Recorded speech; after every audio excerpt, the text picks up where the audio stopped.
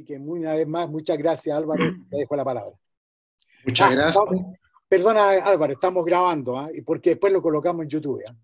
Perfecto. Muchas gracias, Héctor. Bueno, muchas gracias a todos los compañeros y compañeras que hoy día se han conectado. Yo creo que todos podemos hacer un ejercicio de reflexión y de aprendizaje, porque obviamente los fenómenos políticos que estamos viviendo en el país son muy complejos, tienen distintos ángulos y ustedes también tienen una perspectiva muy, muy especial para comprender a la distancia y en contraste, que nos da también luces a los que estamos dentro para ver, entender también cosas que no somos capaces de verificar o de comprender plenamente. Entonces acá los aprendizajes son siempre muy recíprocos. Eh, yo quisiera partir diciendo que el análisis de lo que pasó el 4 de septiembre todavía es algo pendiente, requiere decantar algunos datos, alguna evidencia. Entonces, es preliminar lo que podemos ir constatando. Pero sin duda que hay algunas evidencias que nadie puede escapar, ¿no?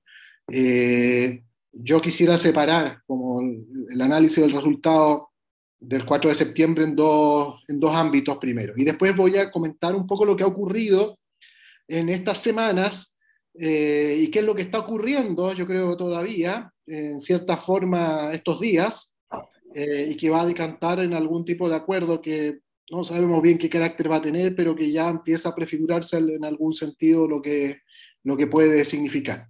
Entonces, primero lo que ocurrió el 4 de septiembre yo creo que tiene dos ámbitos de responsabilidad, por decirlo así. Uno es la manera como se fue construyendo el texto constitucional, que fue abriendo en la medida en que fue definiendo muchas precisiones, fue decantando y fue buscando precisar una serie de derechos y de garantías y que fueron muy amplios, ¿no? Y como fueron tan amplios, construyeron al mismo tiempo que un campo de adherencias y de apoyos, también construyeron un campo de adversarios. Abrieron, por decirlo así, la caja de Pandora de muchos enemigos a la vez, ¿ya?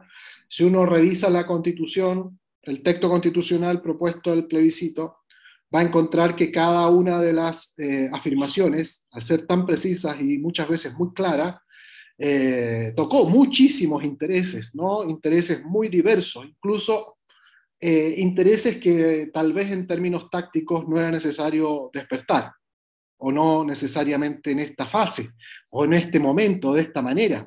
Incluso se levantaron adversarios que nunca deberían haberse levantado como adversarios, en términos, por decirlo así, simbólicos o efectivos, ¿no? Entonces, el campo de adversarios que se fue construyendo fue muy, muy ancho para la cantidad, digamos, para el tiempo de campaña y el tiempo de difusión y el tipo de recursos que se disponía para poder explicar a la ciudadanía ese tipo, digamos, de formulaciones, ¿no? Entonces, a cada, digamos, precisión se construyó una doble campaña de reacción. Y esa campaña reactiva tuvo, por decirlo así, dos componentes. Y ahí viene la segunda etapa, ¿no? Las responsabilidades respecto a quiénes fueron nuestros adversarios en el proceso, ¿no? Por un lado, los adversarios naturales, que eran los que obviamente era esperable que se pusieran de parte del rechazo, que es la derecha económica y política, sectores militares, sectores eclesiásticos, que siempre en cualquier horizonte todos suponíamos que iban a estar en el rechazo, era imposible que no lo estuvieran, pero a eso se sumó un mundo, por decirlo así, un país desconocido, que son más o menos 5 millones de personas que nunca habían votado en las últimas elecciones y que habían estado en una, por decirlo así, una despolitización muy profunda por décadas, y a las cuales se les inoculó un cierto temor o una cierta intranquilidad respecto a cosas que eran bastante sensibles para su vida. ¿Qué instrumento se usó para poder llegar a ellos? También creo que nosotros por decirlo así, quienes estábamos en la prueba, nunca habíamos constatado el poder de ese instrumento, que tiene mucho que ver con lo que podemos llamar inteligencia artificial, psicometría, instrumentos tecnológicos, que ya han sido usados en otras elecciones, como la de Donald Trump, como en la campaña del Brexit y en otras, donde el acceso, digamos, por medio del recurso financiero a tecnologías de alto impacto, donde se utiliza justamente este mecanismo, digamos, de identificar variables sensibles para la audiencia y construir a partir de ahí un argumento que causa temor, angustia o cierta preocupación, que no es lo que, por decirlo así, a nosotros se nos hubiera ocurrido racionalmente poder construir, tiene un impacto muy elevado, ¿ya? Yo creo que ahí hay un elemento que cada vez que pasan los días, digamos, se va viendo con más fuerza, de que fue un instrumento muy eficaz en la campaña del rechazo, y que fue un instrumento, por decirlo así, que no necesitó de campañas orgánicas, sino que fue una campaña inorgánica, fue una campaña totalmente digital. Si uno recorría Chile durante la campaña del plebiscito, podía darse cuenta de que la campaña del rechazo prácticamente no existió en las calles. Fue una campaña absolutamente invisible. El último acto que hicieron reunió 100 personas en la punta del Cerro San Cristóbal, mientras simultáneamente en la Alameda había 500.000 de personas por el apruebo, ¿no? Sin embargo, la campaña del rechazo fue, siendo tan inorgánica, tremendamente eficaz, porque tocó fibras subjetivas, emocionales, donde se utilizaron, por decirlo así, los mecanismos de búsqueda propios, digamos, de mecanismos de inteligencia artificial, que identifican factores emocionales muy sensibles a un sector de la población que vive, por decirlo así, fuera de los marcos de la racionalidad política habitual, sino que está en el campo de la reproducción de la vida. Y al decir la reproducción de la vida, por decirlo así, en el campo que podemos decir del trabajar y sobrevivir, ¿ya? Quienes votaron masivamente por el rechazo en esta etapa, que se incorporaron, por decirlo así, a la votación histórica de la derecha, que incorporaron un nuevo campo de voto al rechazo, fue este mundo. Fue un mundo que no está en el campo, digamos, de la discusión política cotidiana, sino al cual está muy sujeto a la contingencia, a la precariedad, incluso a la ultra precariedad, a los niveles, digamos, de sobrevivencia, a la economía de subsistencia, la economía, por decirlo así, informal, a la economía ligada a la lógica más cotidiana del mercadeo, el mundo de las ferias libres, el mundo del comercio informal, el mundo de los trabajadores que están más precarizados por la lógica neoliberal, y a los cuales cualquier movimiento en la estantería les causa angustia, porque efectivamente si hay un cambio en sus condiciones inmediatas de sobrevivencia, lo van a pasar mal. Y por lo tanto, el poder verse frente a un escenario donde el cambio de las reglas del juego les parece, por decirlo así, modificador de conductas o de posibilidades de mantener la estantería en la que están parados, digamos, les significaba un cambio muy, muy fuerte, ¿no? Y eso fue muy bien construido, muy bien administrado por parte de quienes construyeron una serie de elementos de generación de temor, que podemos decir en buena parte fueron fantasiosos, pero en términos efectivos fueron eficaces para lograr la adhesión al rechazo, ¿no?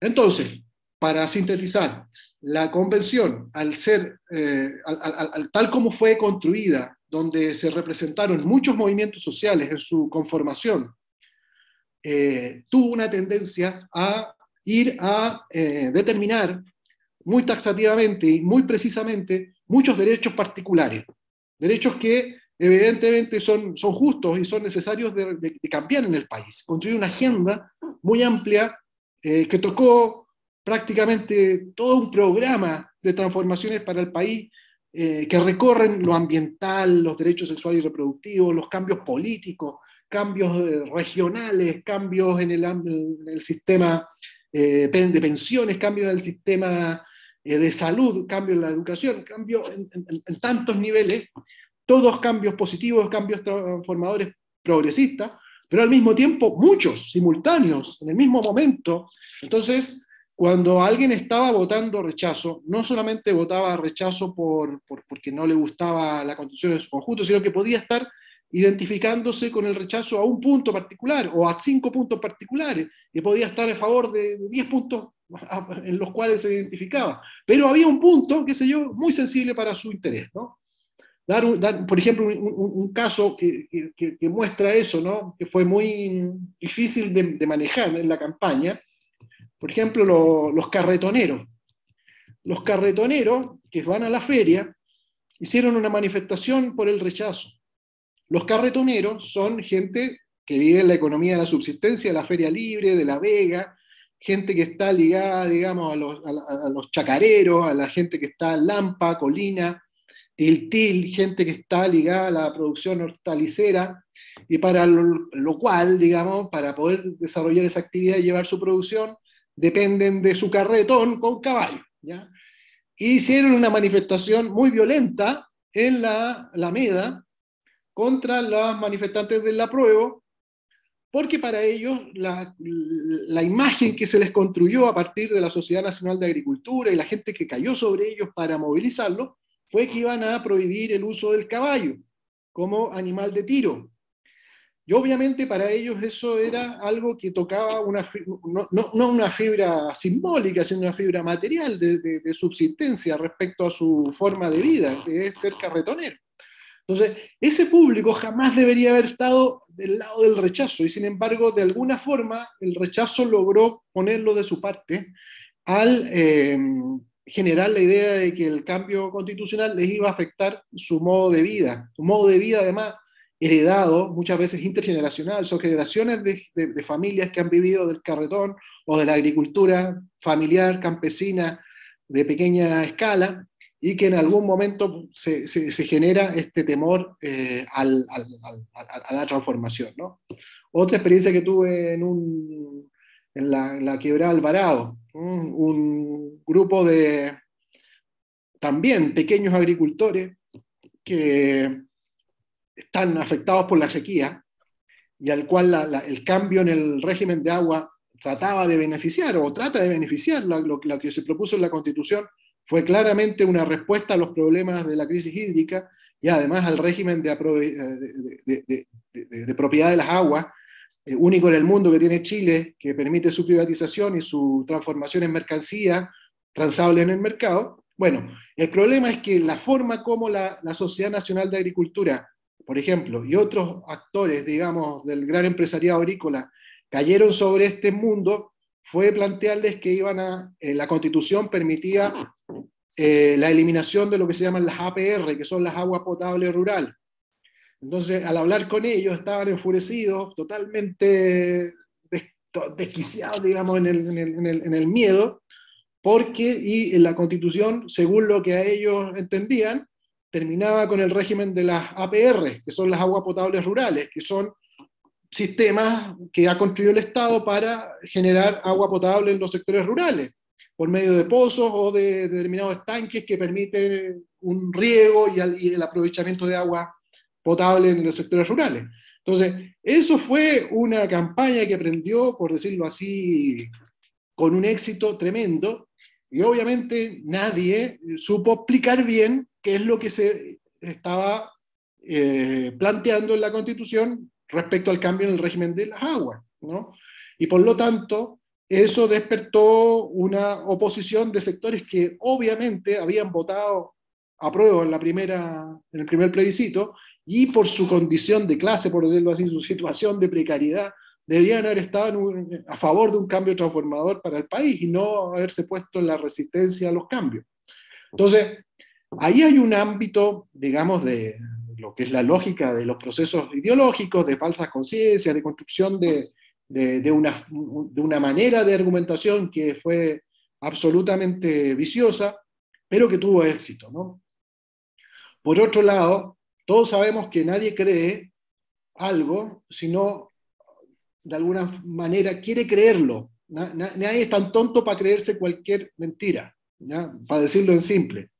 Si alguien nos viene a contar el cuento del tío, nos quiere vender la moto, o nos quiere engatusar, tenemos que tener alguna predisposición para creerle por decirlo así, al que nos cuenta el cuento, ¿ya? Entonces, la gente no se compró cualquier cuento. No todos los cuentos que contó la derecha, no todas las mentiras que ellos trataron de construir tuvieron éxito. Contaron muchas mentiras, pero del corpus global de mentiras que ellos construyeron, hubo 4 o 5 que fueron muy exitosas, digamos, fueron muy exitosas. Y eran mentiras, pero fueron exitosas, ¿ya? Entonces, lo que hay que hacer es analizar por qué tuvieron tanto éxito esas mentiras, qué caló, ¿no?, respecto a esa historia, a ese relato que lograron colar, que generó oposición tan enconada, digamos, o tan clara, o tan difícil de resolver. Uno fue el de la vivienda, ¿ya? Yo conté el del agua. El de la vivienda fue también un bulo, por decirlo así, un cuento, pero que tenía que ver con que el artículo de la Constitución que estaba propuesto, digamos, no quería entrar en definir el tema del régimen de propiedad, porque obviamente que pueden existir muchas formas de acceso a la propiedad, por ejemplo el arriendo, puede ser también el usufructo, ¿no?, la concesión, etcétera, otras formas de acceso a la propiedad, y además porque al consagrar la propiedad, al sobrecargar de propietarismo el régimen de propiedad, también sirve para que los especuladores generen otros tipos de efectos negativos en la provisión de la vivienda, ¿no?, y construirla como una mercancía y no como un acceso a un derecho. Entonces, sin embargo, se agarraron de eso para hacer de eso un bulo que terminaba en la mente de las personas como que las nuevas viviendas sociales que iba a entregar el Estado a partir de la entrada en vigor de la Constitución no aseguraban a las personas la heredabilidad de la vivienda, ¿ya? Y eso era algo sensible para las personas que obviamente esperamos que el ahorro o el acceso a la vivienda pueda ser traspasado intergeneracionalmente a los hijos y a los nietos, etc. Entonces, ese bulo logró generar una serie de efectos muy negativos que no hubo tiempo ni nadie percibió en su fuerza. El mismo efecto que también ligado a la idea de la herencia, está en los fondos previsionales.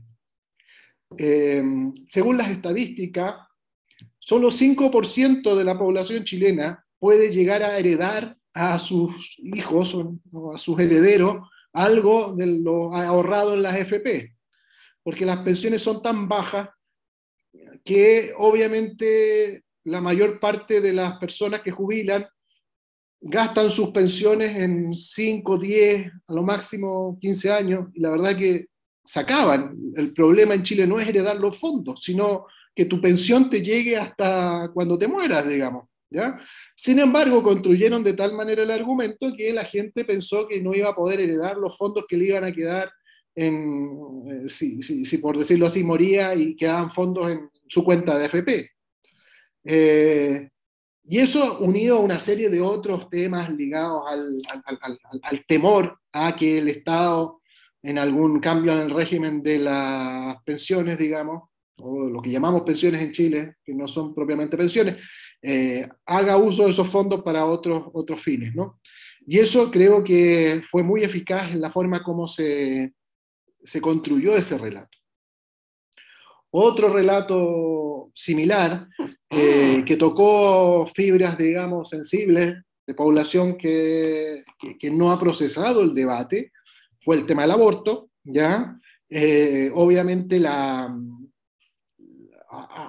para una buena parte de la población más urbana o que ha ido, de las nuevas generaciones, ha ido asumiendo cada vez más con claridad esta discusión, pero hay amplios sectores de la población que no lo han hecho, y por lo tanto ellos vieron el debate sobre la Constitución como un debate sobre el aborto, y votaron a favor o en contra del aborto. Y la verdad que era algo difícil de poder explicar, porque no se podía debatir con tantos temas juntos, entrar a discutir y razonar adecuadamente sobre este punto, que exige, por decirlo así, maduración, sobre todo en sectores que son, por decirlo así, de regiones o sectores menos urbanos que muchas veces han estado ligados a tradiciones religiosas donde este punto es sensible. Otros elementos que fueron también manipulados y que uno dice, pero ¿cómo llegaron a construir esos tipos de relatos cuando no tienen ninguna fuente de razonabilidad? Fue el tema del himno, la bandera, el escudo, que uno dice, ¿cómo llega eso a construirse como en un argumento para votar rechazo cuando en ningún momento la constituyente logra poner eso como en el centro de su debate? Sin embargo, la construcción de la idea de plurinacionalidad, manipulada y construida ya casi como una caricatura, logra traducirse en eso, ¿no? Entonces, la caricaturización de los argumentos, su manipulación al extremo, permite usar eso para que personas que estén menos informadas o que estén sensibles a este tipo de discusiones puedan adherirse a estas mentiras. Pero como decía antes, nadie cree una mentira si no quiere creerla. Es decir, hay mentiras que la gente no se creyó, por decirlo así, fueron inmunes a la mentira de la derecha. ¿Ya? En cambio, estas sí se las creyeron porque tocaron algo que está en la fibra popular, está en el sentido popular. ¿Ya? Fueron elementos que para un mundo popular, en el campo de la reproducción de la vida y de la subjetividad popular, eran valiosos, ¿no? Y les pusieron, por decirlo así, el dedo en esa llaga, ¿ah? Les metieron un miedo y un temor a que se iba a modificar ese tipo de cosas, y eso generó también temor. Otro aspecto que creo relevante y que no debemos dejar de analizar es que junto con esta campaña inorgánica del rechazo, por decirlo así, esta campaña electrónica, esta campaña basada en la inteligencia digital, que usó buscadores y usó instrumentos muy sofisticados que construyen y reproducen con cajas de resonancia estos tipos de argumentos y que son sensibles a aquello que más clic hace, ¿no? Donde se reproducen ciertos argumentos no en base a lo que nosotros creemos que va a hacerlo más sensible, sino a lo que, digamos, se reproduce en las redes sociales y en los mecanismos de búsqueda electrónica con más fuerza. Junto con esa campaña que tiene esa fuerza, existió una segunda campaña que podemos llamarla la campaña orgánica del rechazo, que no la hicieron en la calle. Como decía antes, el rechazo no hizo puerta a puerta, el rechazo no hizo actos masivos, ni siquiera no masivos, no hizo actos, no, ocultó a sus líderes de derecha, puso líderes, por decirlo así, cooptados, ¿no? Provenientes de la antigua ex-concertación, como rostro, pero hay una campaña orgánica que la hicieron, por decirlo así, organizaciones sociales que tuvieron mucho éxito en la forma como construyeron sus organizaciones sociales económicas. ¿A qué me refiero? Por ejemplo, las organizaciones empresariales, ¿ya? No en su fase de la pura difusión discursiva de la mesa, sino su estructura territorial. Como ya les nombré antes, la Sociedad Nacional de Agricultura, que uno podría creer que son 4 viejos que se juntan a almorzar una vez al mes, pero la verdad que no. Esa Sociedad Nacional de Agricultura que tiene 4 viejos que están en Santiago y que se juntan a comer y contar chistes, tiene en Cabildo, no sé, su equivalente, que son los patrones del campo que tienen su Sociedad Nacional de Agricultura de Cabildo. Y en esa sociedad ellos logran cuadrar ciertos elementos con mucha fuerza porque vieron que acá se jugaba algo muy fuerte, ¿no?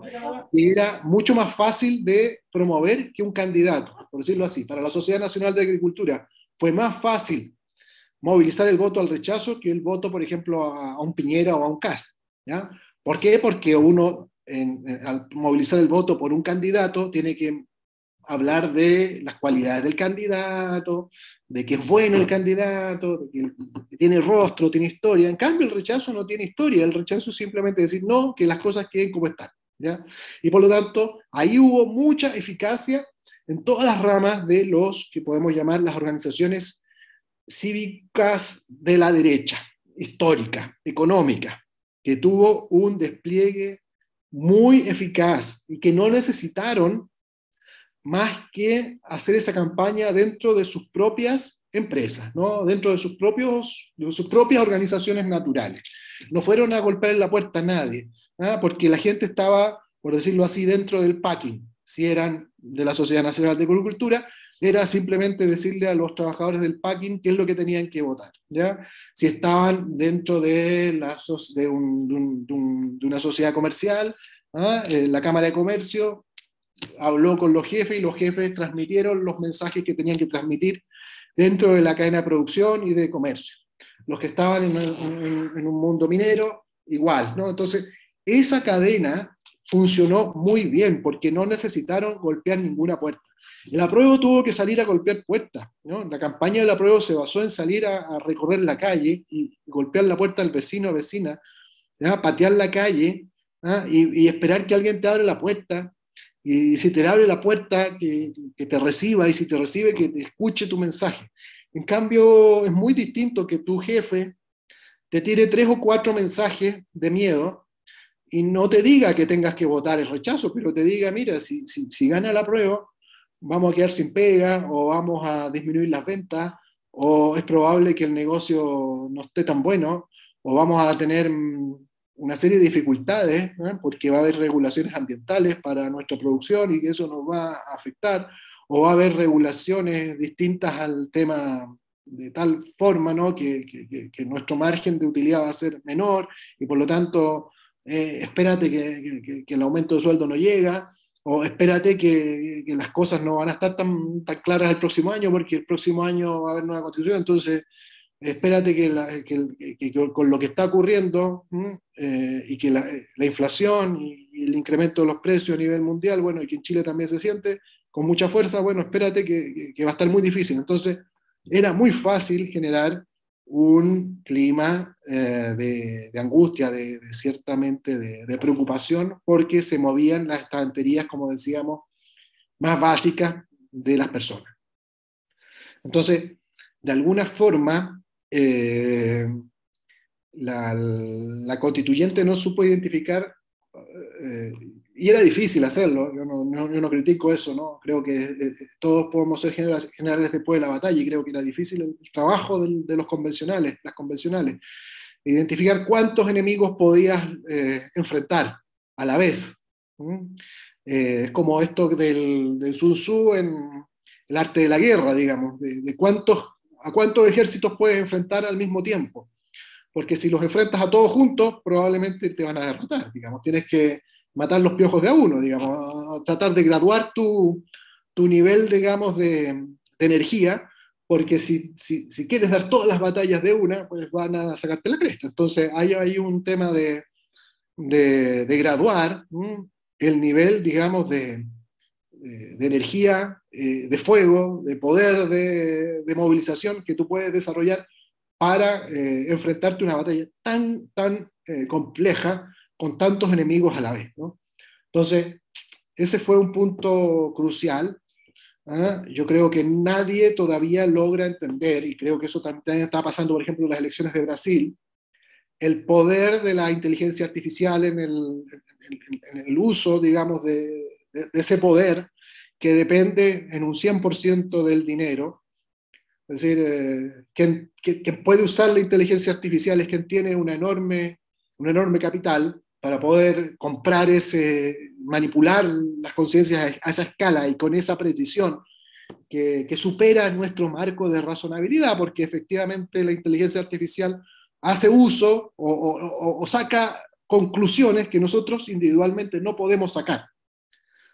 Concluye cosas que nosotros, por decirlo así, o nuestra inteligencia colectiva, nuestra inteligencia social colectiva, no logra identificar, porque tiene acceso a preferencias, a subjetividades, a temores, que solo se construyen sobre la base de enormes bases de datos, a las cuales se puede acceder solamente por la vía de la compra de datos a escala industrial, ¿no? Y la producción industrial de inteligencia manipulable, digamos, o de información manipulable. Es algo que solamente pueden acceder quienes tienen mucho dinero, ¿no? Y por lo tanto, la forma de regular eso también es muy difícil, ¿no? Todavía en muchos países no se regula, de hecho, yo creo que en Estados Unidos todavía no se regula, ¿no? No sé si en Francia habrá alguna regulación, pero al menos es todavía un debate para los abogados de llegar a establecer cómo generar algún tipo, digamos, de regulación a los mecanismos de generación de datos y de inteligencia artificial en el campo electoral. Y donde no operan las restricciones del financiamiento de campaña. La campaña del rechazo tuvo oficialmente algo así como 1.000 y tantos millones de pesos digamos, de gasto declarado.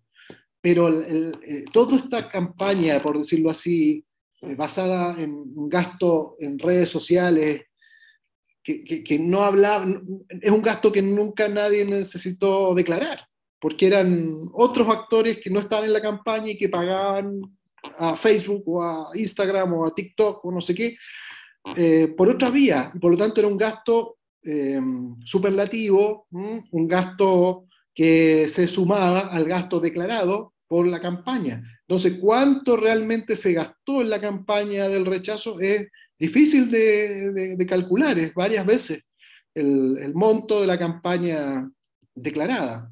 Calculemos que las donaciones o el monto de la campaña del apruebo creo que llegó a 350 millones de pesos.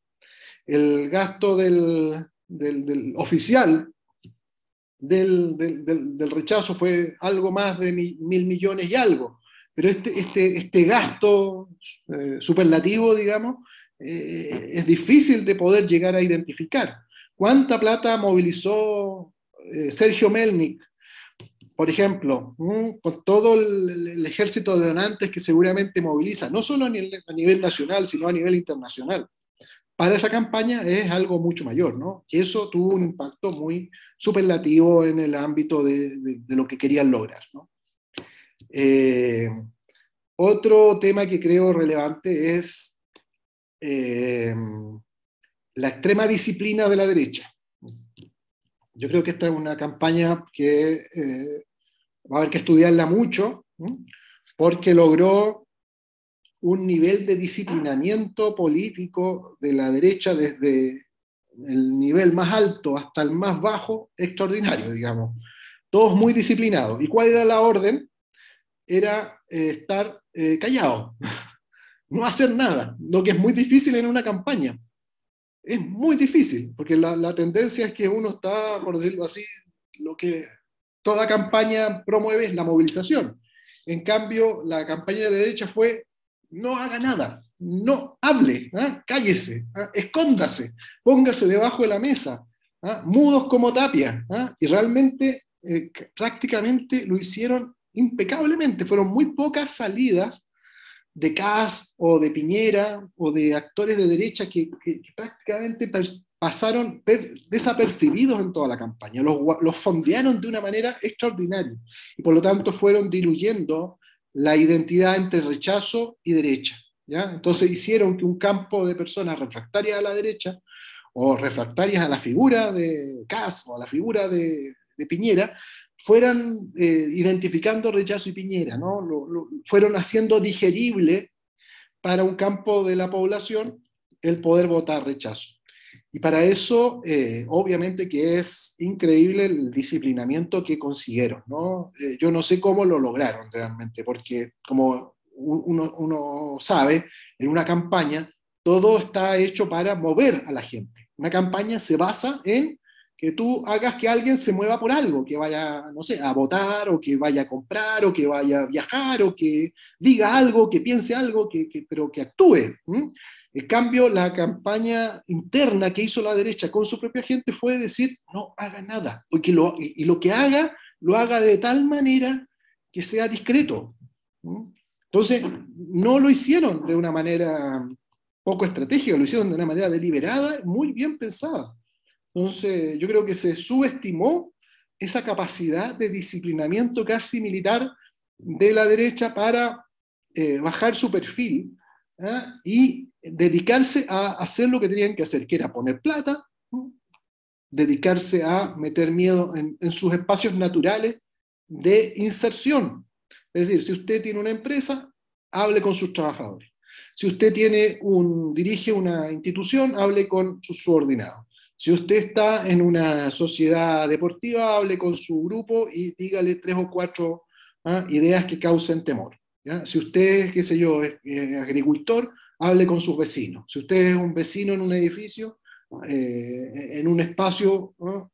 Simplemente deslice 3 o 4 ideas que generen preocupación y angustia por los cambios que van a venir, ¿ya? Y eso fue muy bien administrado, ¿ya? Y hay que ver que tuvo su impacto porque fue una campaña natural, no fue una campaña, por decirlo así, que no necesitaron colores, no necesitaron afiches, no necesitaron logos, no necesitaron nada. Fue hacer lo más simple posible, deslizar aquellas ideas muy bien pensadas que pudieran tener impacto en generar cierto temor al cambio, ¿ya? Ese es el escenario. Yo creo que esto da para mucho, yo creo que hay que seguir hablando de esto, de seguir digiriendo lo que eso significa. Yo creo que acá también se ha discutido mucho sobre la subjetividad neoliberal, ya instalada en la población chilena, que fue tocada. Esa subjetividad neoliberal está naturalizada y por lo tanto si uno va a hablar con una persona que votó rechazo seguramente no va a reconocerse neoliberal, pero ha naturalizado que las cosas se hacen de una sola forma. La gente no se logra, por decirlo así, imaginar otra forma, por ejemplo, de tener pensión que no sea con la AFP, porque ya nació con la AFP, ¿ya? Personas que nacieron en los años 70, crecieron en los años 80, empezaron a trabajar en los 90, ya no se imaginan que puede haber un sistema de reparto, porque eso fue como algo de los abuelos, no lo vivieron de ninguna manera, porque el régimen de la AFP partió el año 81. Entonces, han nacido con la AFP, por decirlo así, puestas, ¿no? Está en su racionalidad, lo mismo la ISAPRE, lo mismo la educación subvencionada, son formas ya muy consolidadas, ¿ah? Es un neoliberalismo maduro, ¿no? Que está hecho cultura. Entonces, ofrecerle un cambio sin que se lo puedan imaginar, sin que puedan ver otras posibilidades, es difícil para las personas, ¿no? Y eso les causa angustia, ¿no? Lo mismo pasó con el agua. La gente desde el año 81 vive con este régimen de agua. No se imaginan que es el único país del mundo que tiene esta forma de administrar el agua. Y no se imaginan que pueda existir otra, ¿no? Y si uno les dice, mira, acá en todos los demás países existe otra forma, no lo creen, o no se lo imaginan, o les causa miedo porque creen que no va a resultar, etc.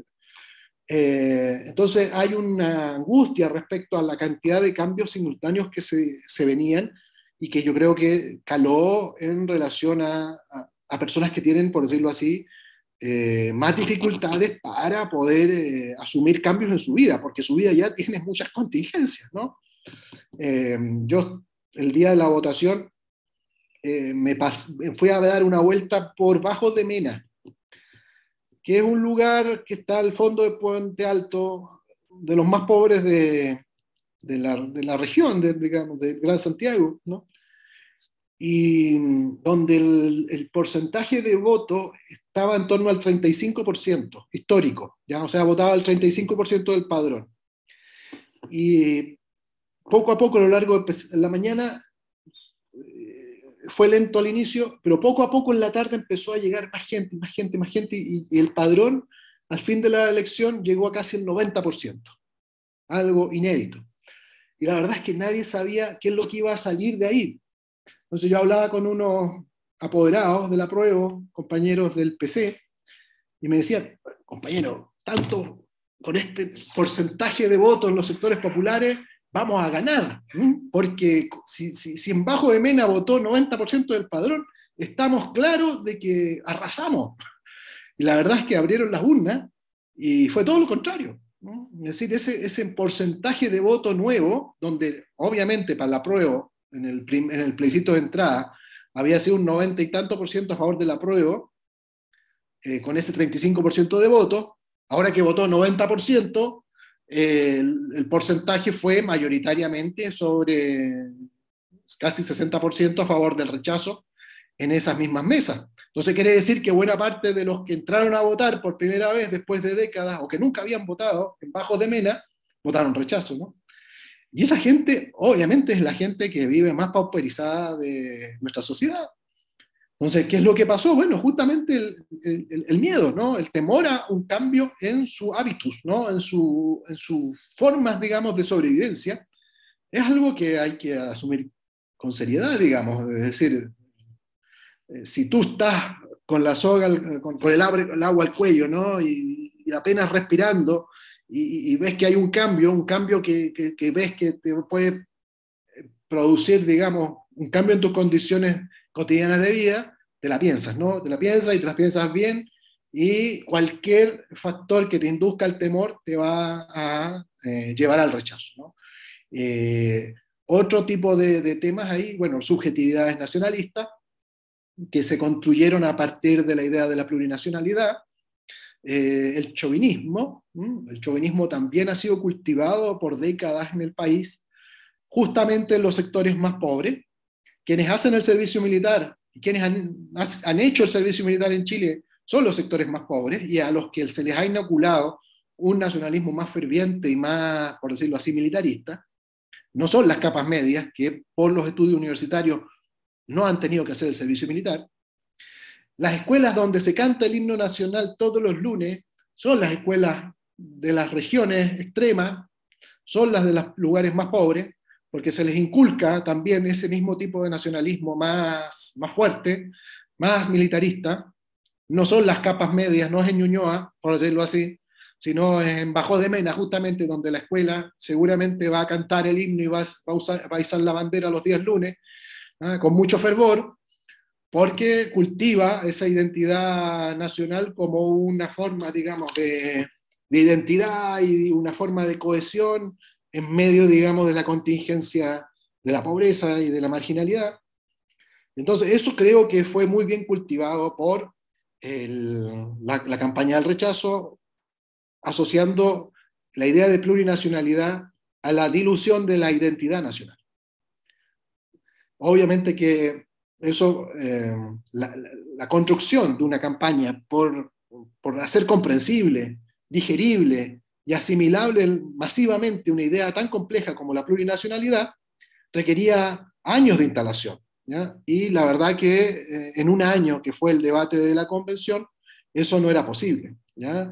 Para poder llegar a entender que un Estado no es lo mismo que una nación, y que en una nación existen naciones preexistentes, y que esas naciones preexistentes no anulan la nacionalidad chilena, y la nacionalidad plurinacional, la plurinacionalidad no va en contra de la unidad del Estado, pues es una idea muy complicada, ¿no? Y exige una formación previa en conceptos que son de difícil asimilación, y que en una historia donde prácticamente no ha existido educación cívica por décadas, la gente no sabe lo que es el Estado, que el Estado es distinto a la nación, y que la nación puede ser preexistente al Estado, y cómo se construyen las naciones, y que existen naciones originarias, etc. Son ideas que requieren una maduración muy compleja, ¿no? Y por lo tanto, eso fue muy eficazmente construido y movilizado para el temor.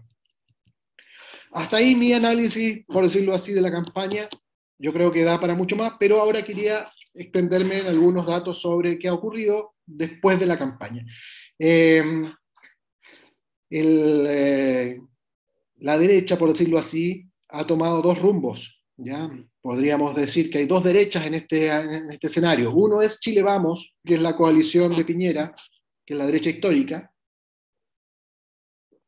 y hay una nueva derecha que viene a ser el Partido Republicano, más el Partido de la Gente, que es del Parisi, que están en una alianza de facto, aunque no formal, pero que se han ido como construyendo como en una alianza de facto, más grupos de choque que son más bien neofascistas, de extrema derecha, que son como grupos que salen digamos, a darle calle a ese mundo.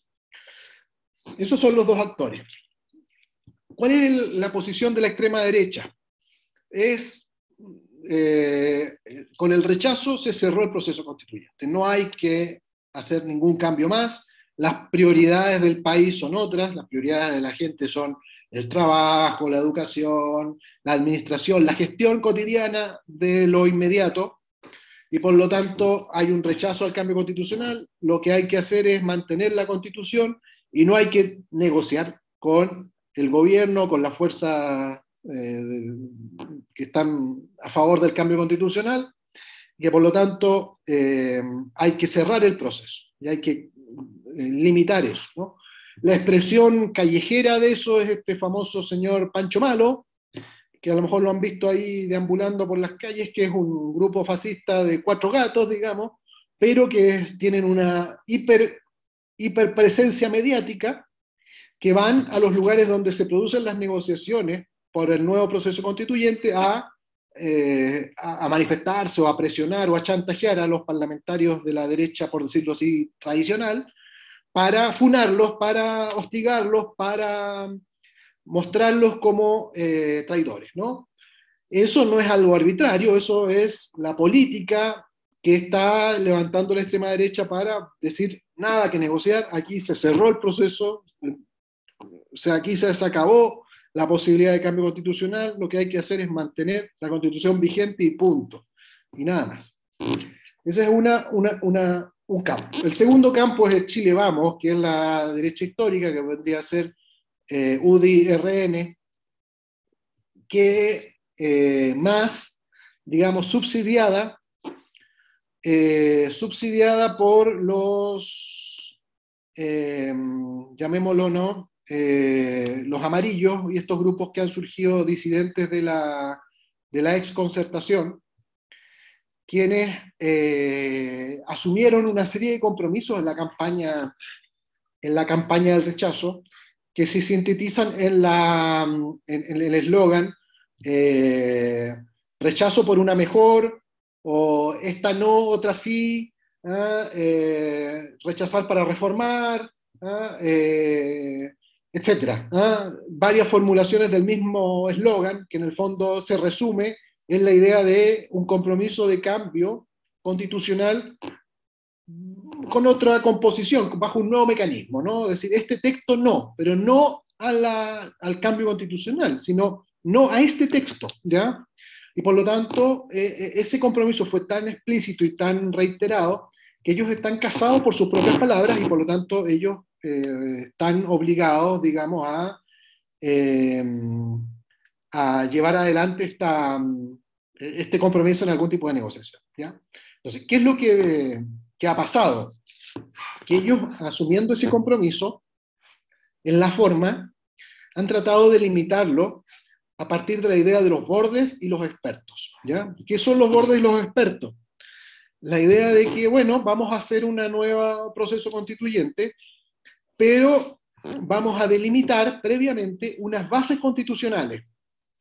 Esas bases constitucionales las vamos a discutir y acordar políticamente en un acuerdo entre los partidos y en el Congreso. Y vamos a hacer que esas bases constitucionales sean judicialmente exigibles en la nueva, por decirlo así, en el nuevo órgano constituyente, ¿ya? Vamos a elegir un nuevo órgano constituyente, pero no estamos, diría la derecha tradicional, RN-UDI, no estamos dispuestos a tirar los dados y que salga cualquier cosa. ¿Ah? Queremos ir a una cancha donde ciertos temas estén ya previamente delimitados, ¿no? Y ellos hasta ahora, entiendo que ayer salió una discusión de 11 puntos, ¿ya? 11 puntos que están centrados en la propiedad, en ciertas ideas respecto a temas sensibles, digamos, a la derecha histórica, que vienen a ser, por decirlo así, las bases de la discusión. Por lo tanto, son puntos intransables para ellos, ¿ya? Y esos puntos intransables vendrían a ser exigibles y, por decirlo así, fiscalizables mediante la composición de una comisión de expertos que no tienen que ver con la expertise en la redacción constitucional. No están hablando de expertos en el sentido de que sean constitucionalistas que sepan redactar textos jurídicos, sino algo más. Son expertos que van a, por decirlo así, ser los árbitros del partido, y van a decir dónde está el offside, dónde está el fuera de juego, dónde está el gol y dónde está el gol impropio y el gol legítimo, ¿ya? Es decir, los límites de la cancha, ¿ya? Y esos límites de la cancha van a ser fiscalizados por estos expertos que vendrían a decir, bueno, hasta aquí nomás. No, usted está proponiendo a discutir un punto que ya fue zanjado por las bases constitucionales que determinan este nuevo proceso constitucional, y que determinan que hasta ahí llega la discusión. La discusión va a estar desde Tongoy a Los Vilos, ¿ya? Si usted se sale de Tongoy a Los Vilos, entra en un terreno donde ya no se puede discutir, ¿no? Entonces todo se puede hablar entre Tongoy y Los Vilos, ¿ya? Si usted se va a La Serena, no, no señor, y ahí viene el experto o la comisión de expertos y dice, no, no, no, no, eso está fuera del juego, ¿ya? Y por lo tanto, devuélvase a la cancha está delimitada, ¿ya? Y tiene este ámbito de discusión. Obviamente, a ellos les interesa, por ejemplo, preservar el Senado, que fue algo que causó muchísimo ruido a la élite política, porque por ningún motivo querían perder la posibilidad de ser reelectos, ¿ya? Y que, por lo tanto, preservar el sistema bicameral y con la posibilidad de reelección indefinida de los actuales senadores, el tema del régimen de propiedad y de provisión mixta en muchos servicios, entendiendo eso por la salud, la educación, la vivienda, etcétera, las pensiones, las AFP, la autonomía del Banco Central, que ya estaba consagrada en la Constitución propuesta el 4 de septiembre, pero reforzar ese punto, y introducir algunos puntos donde ha habido más discusión y que yo creo que han tirado lo que llamamos el tejo pasado, ¿ya? Ustedes saben que en una negociación siempre uno tira el tejo pasado para recular. Ellos trataron de tirar el tejo pasado, están tratando de tirar el tejo pasado con la idea de que de definir el Estado como Estado social y democrático subsidiario, inventando un concepto, un oxímoron, ¿ya? Una contradicción in terminis, ¿no? Un absurdo, ¿ya? Entonces, claro, todo el mundo saltó y dijo, pero ¿cómo estás diciendo un régimen social y democrático subsidiario? Como, no sé, algo inexistente en ningún régimen del mundo y además absurdo, contradictorio en sus propios términos, ¿ya?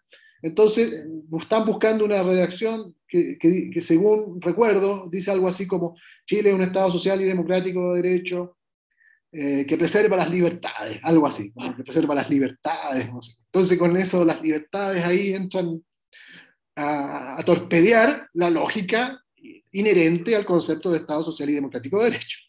Entonces, este es el punto donde estamos hoy día. Yo creo que ¿qué es lo que se abre, por decirlo así? ¿Cuál es el dilema de las fuerzas que estuvieron a favor de la prueba en todas sus dimensiones, sus distintos campos? Es, ¿qué hacer, digamos? ¿Ya?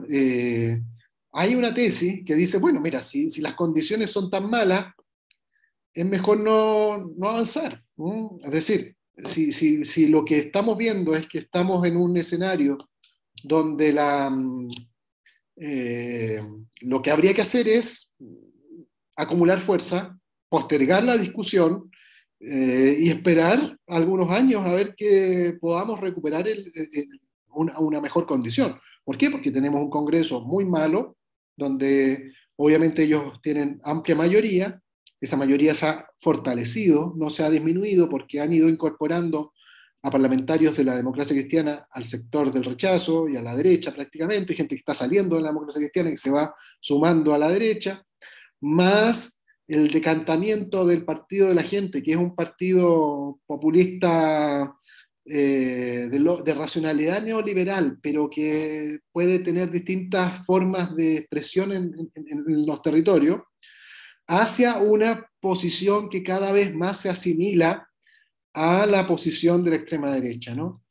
Pero con un ropaje muy inocuo. Entonces, liderazgos como el de Parisi y el del tipo de gente que ellos levantan como dirigentes, los del Partido de la Gente, Es un tipo de personaje que no se asimila a la derecha, ¿no? Son gente del mundo popular, son gente que está en el ámbito de la economía informal o digamos, de la pequeña empresa, gente que está ligada, digamos, que no está ligada a la élite de ninguna forma, digamos, ¿no? Son personas que de ninguna forma uno las podría situar en la élite política, ni económica, ni cultural. Son la antiélite. Y como tal, llegan a un mundo, ¿no?, con cierta legitimidad de su discurso. El problema es que ellos transmiten una racionalidad que es fuertemente neoliberal, ¿no? Ellos tienen una admiración, por ejemplo, por personajes como Nayib Bukele, de El Salvador, ¿no? Creen en esto de las criptomonedas, en el Bitcoin, en la especulación financiera.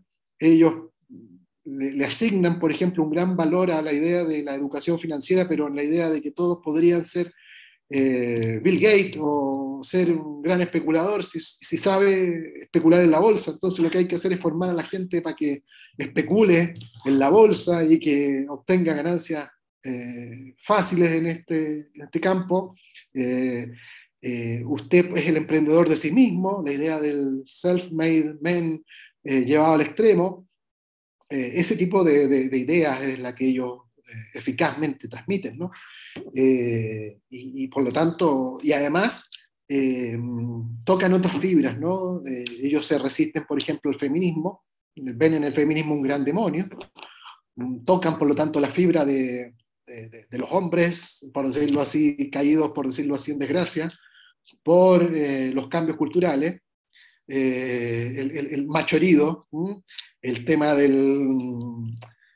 que Parisi sea un deudor de la pensión alimenticia. Uno podría decir que es un punto que normalmente sería menoscabo para sus pretensiones políticas. Sin embargo, ellos lo han convertido en una cualidad por la cantidad de gente en Chile, hombres que no pagan sus pensiones alimenticias, entonces se identifican con él, ¿ah? Entonces generan un efecto contrario.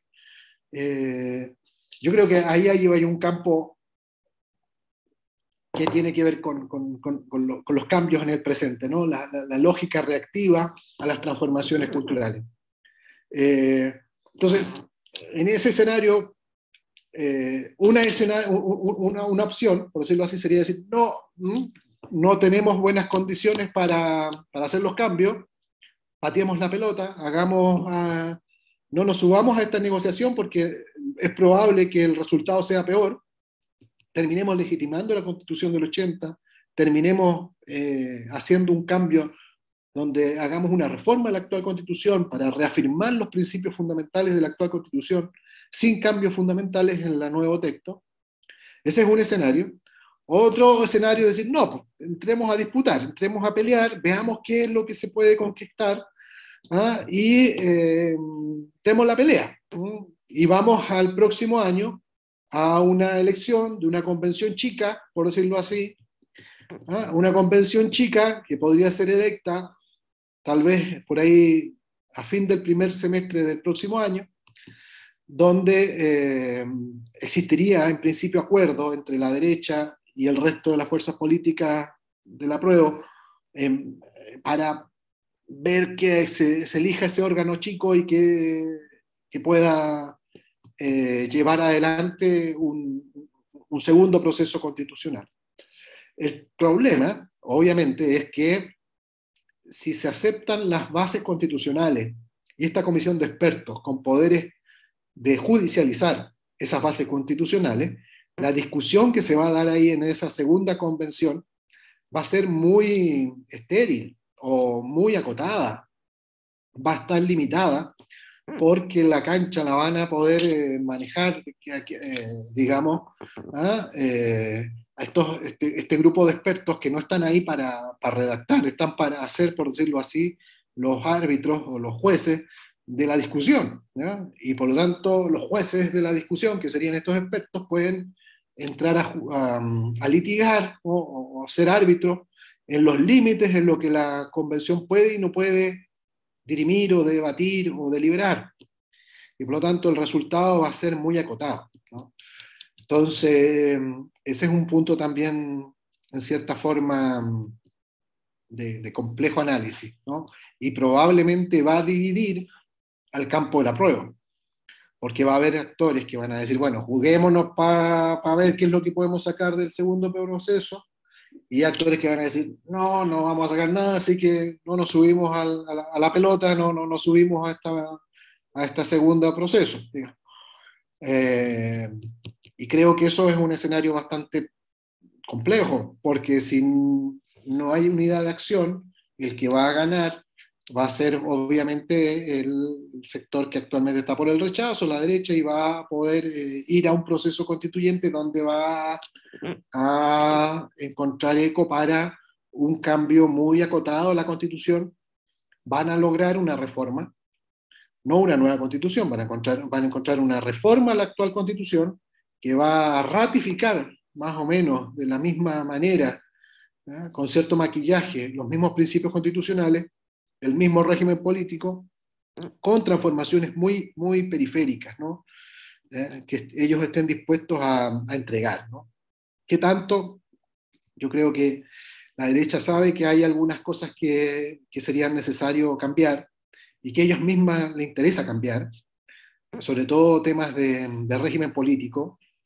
La derecha sabe que en Chile el presidencialismo genera un problema, que ya lo vivieron con Piñera, que lo está viviendo ahora Boric, y que lo puede vivir cualquier presidente, y tiene que ver con que la mayoría parlamentaria no se alinea con el presidente de turno, ¿no? Y eso genera un bloqueo permanente, ¿ah? Y por lo tanto, al no existir alineamiento entre la mayoría parlamentaria y la mayoría presidencial, tenemos, ya el gobierno de Piñera lo tuvo, ¿ah? Y el gobierno de Boric lo tiene ahora, gobierno sin mayoría parlamentaria y por lo tanto abocados a una esterilidad política.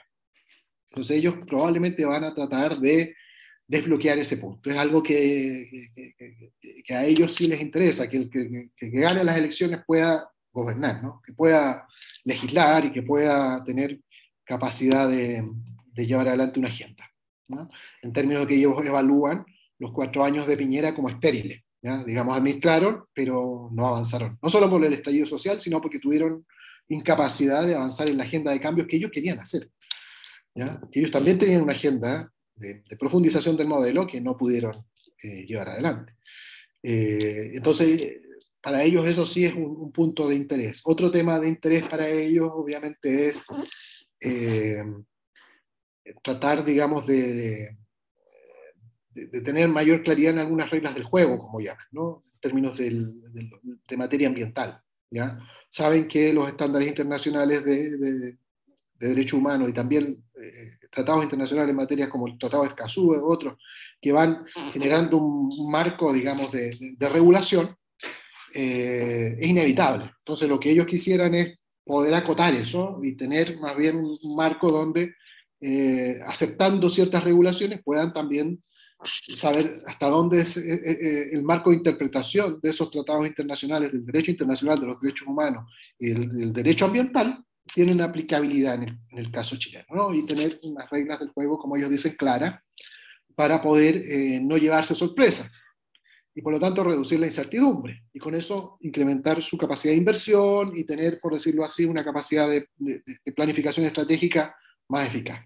Entonces, eso yo creo que también es parte de los intereses que la derecha tiene en este proceso constitucional, y por eso es que la derecha tradicional quiere, a diferencia de la extrema derecha, quiere una nueva constitución, o quiere algo así como una nueva constitución, pero muy acotada, ¿ya?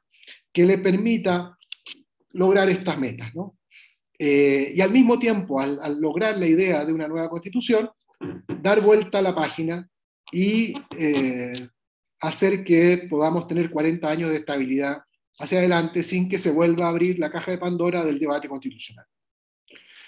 Lo que no logra, por decirlo así, la estrategia de la ultraderecha, que simplemente va a seguir caldeando los ánimos y va a seguir haciendo que exploten los reclamos sociales por el actual marco constitucional que impide el acceso a los derechos de la población. Entonces, la mejor estrategia que ellos han identificado y que por lo tanto moviliza al sector que podemos llamar el piñerismo, la derecha tradicional, la derecha empresarial también, más inteligente es decir, necesitamos este nuevo proceso constitucional, necesitamos algo que todo el país considere una nueva constitución, porque si no logramos eso, vamos a seguir con esta cantinela, con este discurso de nueva constitución, y eso hay que pararlo, y tenemos que hacer 5 o 6 cambios que nos permitan que el Estado sea más eficiente, más eficaz, que exista un alineamiento entre la mayoría parlamentaria y el presidente, que exista un marco de reglas del juego más claras para la inversión, y que exista una regulación más transparente, quizás un poquito más ambiciosa, pero al mismo tiempo más estable respecto a los ámbitos que tienen que ver con la inversión y con las reglas del juego en materia extractiva, productiva, etcétera, laboral, que son los temas que realmente les interesan. Y preservar ciertos puntos como algo que se pueda debatir, ¿no? Ellos yo creo que están en esa posición. ¿Qué es lo que va a ocurrir? Pues yo no soy mago, yo creo que eso está todavía en discusión en estos días, y yo simplemente les invito a que estemos atentos porque esto está en pleno desarrollo. Yo creo que en las próximas semanas vamos a tener claridad de qué es lo que viene, y obviamente, por ejemplo, para el gobierno es un gran dilema, ¿no? Porque obviamente que la derecha va a ofrecer la mano tendida, esta derecha histórica, para un nuevo proceso constituyente, porque tiene estos intereses, pero como condición va a poner los bordes y los expertos, ¿no? Los bordes y los expertos como condición de posibilidad para cualquier proceso constituyente. El gobierno también está, por decirlo así, con la pulsión o con la presión de que logre algo, y tiene que ver con conquistar algo, ¿no? Es decir, se ha hecho este esfuerzo por tantos años, y no conquistar nada también es un gran fracaso, digamos. Por otro lado, subirse al carro que ofrece la derecha es muy tentador, pero también puede ser muy riesgoso, porque podríamos terminar validando un cambio constitucional cosmético que no va a responder a las necesidades profundas de los pueblos y va a generar más bien una legitimación del orden constitucional vigente. Y por lo tanto, también es viable decir, mira, lo que hay que hacer es acumular fuerza. Hay que volver al punto de partida, esperar que cambien las condiciones, conquistar un mejor Congreso, conquistar también mucha fuerza popular de nuevo, volver a explicar las cosas y forzar un proceso constitucional donde no existan estos límites por parte de la derecha, donde realmente exista la posibilidad de un debate no condicionado por una hoja de ruta predeterminada, como serían los bordes y los expertos que la derecha quiere imponer. Eso. Ese sería lo que yo les podía compartir o lo que yo estaba pensando respecto a lo que está ocurriendo estos días. Gracias, Álvaro. ¿Quién quiere hacer algunas preguntas? Sí, yo sí. Sí, Marcelo. ¿Puedo? Sí. Sí, dale. Ya. Primero que nada, quería agradecer a la persona que habló, Álvaro, creo que se llama, por dar una parte de su tiempo, que es precioso, porque creo que es universitario, ¿no? Para explicarnos lo que pasa en Chile. Pero Álvaro, a pesar de tener algunos pelos blancos, es mucho más joven que nosotros. Y yo creo que mencionó cosas en las causas del por qué se perdió, que son cosas que datan, pero de cuando yo era pendejo chico. Si uno escucha a Álvaro, habría que abandonar la estrategia de ganar una elección, de presentarse, de ganar la elección. Tiene que ser estrategia armada o nada, porque todo lo que él lo mencionó es imposible ganar una elección. Fíjate, Álvaro, de que la Fuerza Armada o los milicos, los jóvenes que iban a hacer servicio militar, data de muchos años.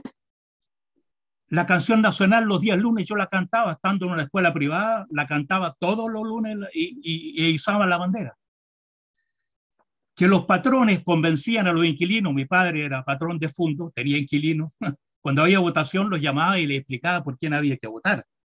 Eso data de mucho, pero mucho tiempo. que la iglesia esté contra las Fuerzas Armadas, la derecha política y económica. Entonces, ¿cómo Allende pudo haber sido elegido presidente? ¿Cómo? Si toda esta propaganda ya estaba. Vamos llegando un poco más a la actualidad. ¿Cómo es posible que se hayan ganado 3 elecciones previas al plebiscito de salida? Se ganó el plebiscito de entrada, se ganó la elección de los constitucionales y se ganó la elección de Boric. Y en la elección de Boric nunca antes había visto tanta gente votar. Creo que fueron 8 millones que fueron a votar. Vale decir que entre la primera vuelta y la segunda ya hubo un salto cuantitativo y que vino de los sectores populares.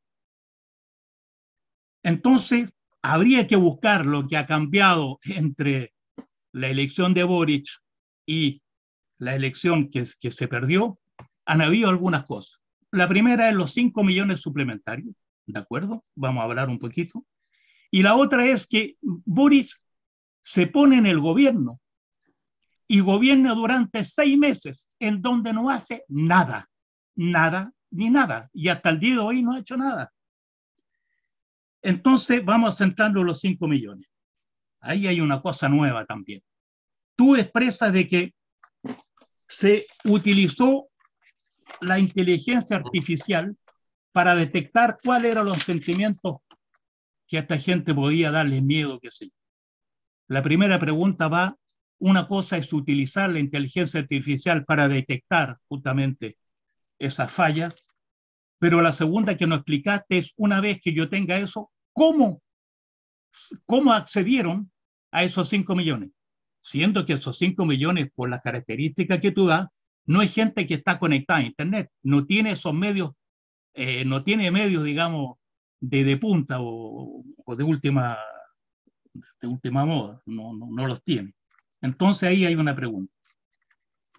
La segunda es que esto suena mucho la pelea que hubo en Estados Unidos entre la elección de Trump. Los demócratas en Estados Unidos tuvieron 4 años criticando a Trump, que fue ayudado por por Rusia en este tipo digamos, de ayuda de Internet o de inteligencia artificial, qué sé yo. Bueno, sí, yo pienso de que, para terminar, yo pienso de que tú centras mucho en cuál es la manipulación de la masa chilena, ¿verdad? Siendo, como te digo, que se ganaron elecciones anteriormente, y centras solamente el error que pudo haber habido el campo de la prueba en esta tremenda eventay, como se dice en castellano, ya se me da, abanico de proposiciones en donde sí, pero eso da para mucho, muy largo, es donde sí habría que entrar a discutir, porque eso es básico y esos abanicos que no es, digamos, es un problema que hay en Chile, cuál es que no hay una conducción, no hay una línea directiva, no hay un eje conductor en lo que se quiere. Entonces empezamos a patear y a tirar de todos lados. Bueno, la pregunta entonces es cómo aterrizaron, una vez que yo tenía en mano los elementos que me dio la inteligencia artificial, cómo yo fui a convencer a esos 5 millones de votantes. Ya.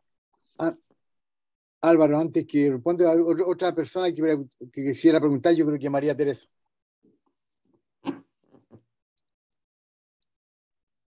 Tu micrófono. Yo pedí la palabra. Ya, también. Después.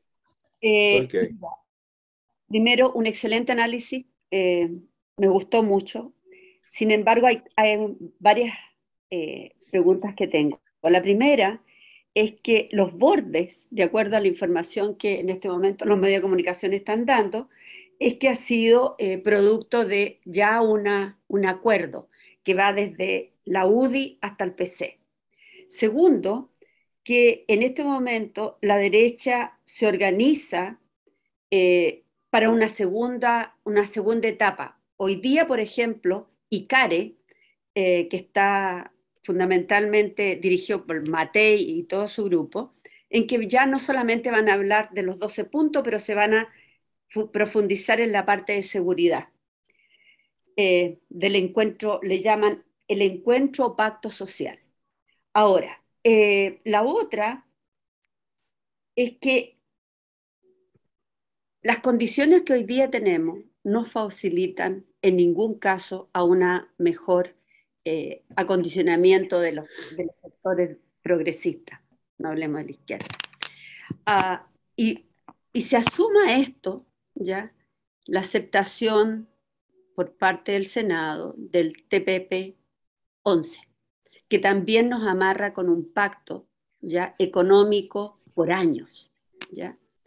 Ahora, tú planteas que estamos en una alternativa.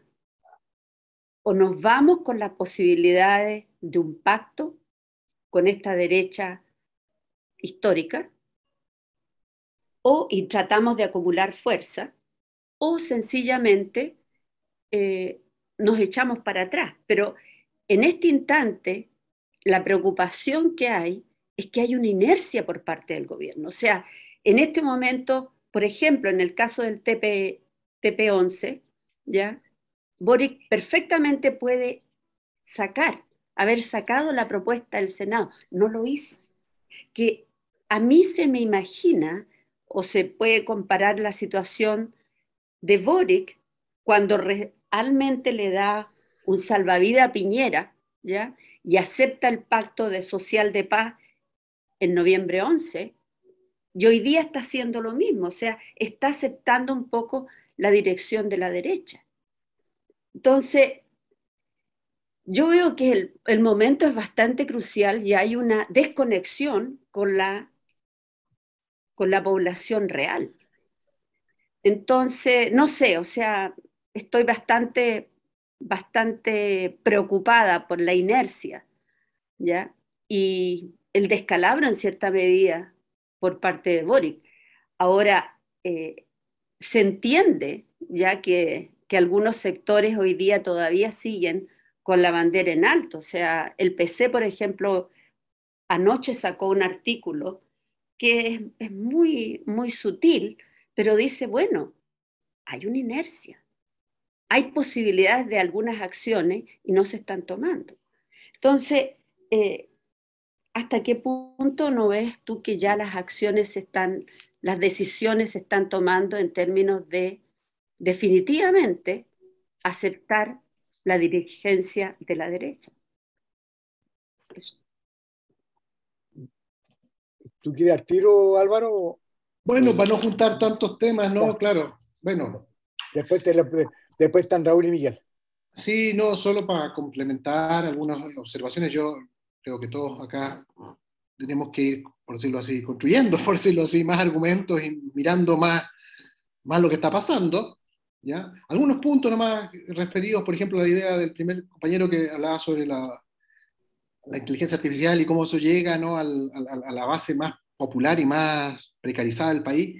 En Chile, por ejemplo, uno va al líder, al supermercado, y te piden el RUT, ¿no? El RUT te da acceso a un descuento, a unos puntos, y así eso es omnipresente. Las bases de datos se compran, ¿no? Se compran, valen tanto, y te haces de una base de datos enorme, donde cruzan correo electrónico, RUT, geolocalización, de manera total, ¿no? Las empresas hoy día son capaces de saber, en el caso del consumidor más pequeño, digamos, dónde está, qué es lo que le gusta, busca bicicleta en Google y lo busca para saber cuánto vale, y al poco tiempo le aparecen los avisos de las empresas que venden bicicletas. Eso obviamente también se da en el campo electoral. El tema es quién compra esas bases de datos, quién tiene la capacidad de comprar esas bases de datos, y cómo se compran y cómo se construyen, y quién tiene acceso a eso, ¿no?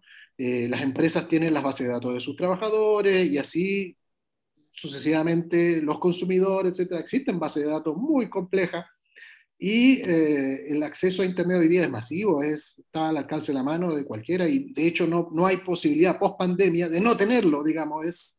Los niños tienen acceso a Internet en las zonas más pobres, digamos, incluso porque tuvieron que ir a clases virtuales durante la pandemia. Entonces, el tema de acceso tecnológico no es problema. El tema es el dinero que te permite identificar los gustos, preferencias, sentimientos, y eso no se hace en base a un analista que es simplemente un grupo de personas, ¿no? Es un grupo de personas más un, digamos, dispositivo tecnológico que te permite procesar enormes bases de datos, ¿no? El presidente Allende ganó con menos de un 38% su elección, ¿no? Nosotros llegamos a un 38% en este plebiscito. Entre diciembre y septiembre se incorporaron por el inicio del voto obligatorio una cantidad enorme de nuevos votantes que no se estudiaron, que no se analizaron sus preferencias, sus ideas y sus orientaciones y sus demandas, ¿no?